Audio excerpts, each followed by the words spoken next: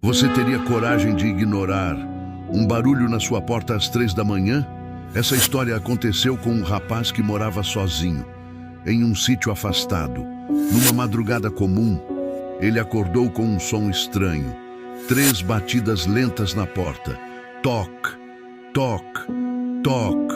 Ele achou que era vento, mas aí veio de novo, mais forte, mais próximo.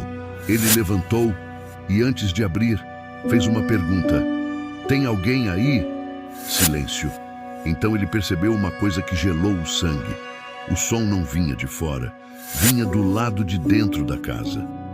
Agora eu te pergunto, se você estivesse sozinho, você abriria a porta ou fingiria que não ouviu nada? Ele decidiu abrir. E quando abriu, não tinha ninguém.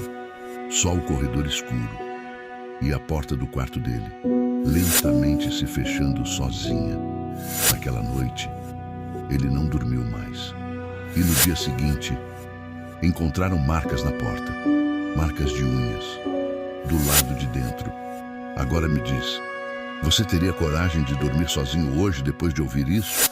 Se esse relato te deu um arrepio, curte esse vídeo, agora comenta: "Eu não abriria", e compartilha com alguém que dormiria sozinho hoje. E segue o Eco Noturno, porque a próxima história pode ser ainda pior.